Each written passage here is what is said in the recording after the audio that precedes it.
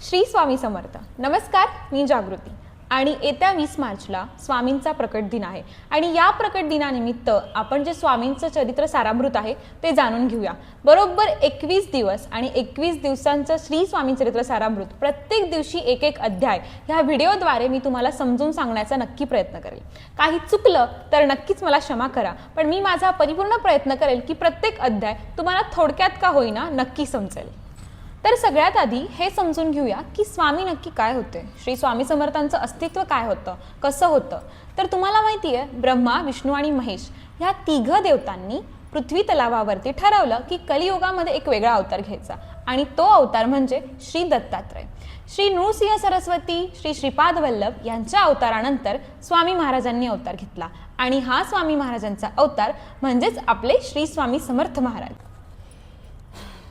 इसवी सन 1897 मध्ये कैलासवासी विष्णू आप्पा बळवंत थोरात यांनी ठरवलं की महाराजांच्या स्वामींच्या लीला सगळ्या जगापर्यंत पोहोचल्या पाहिजे, म्हणून मग हाच तो ग्रंथ म्हणजेच 21 अध्यायांचा ग्रंथ श्री स्वामी चरित्र सारामृत.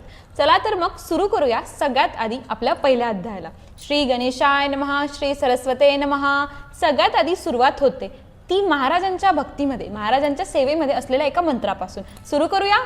ब्रह्मानंदं परमसुखदं केवलं ज्ञानमूर्ति दन्वादितं गगनसदृशं तत्समं स्यादिलक्ष्मम् एकं नित्यं विमलमचलं सर्वदी साक्षीभूतं भावार्थितं त्रिगुणरहितं सद्गुरु तं नमामि. ओम रक्तांग रक्तवर्ण पद्मनेत्र सुवासेवदन कथाटोपी च माला दंडकमल दरु कटेंकर रक्षक त्रैगुण्यरहित त्रैलोक्यपालक विश्वनायक भक्तवत्सले कलियुगे श्री स्वामी समर्थवताधारक पाहि मां पाहि मां पाहि मां.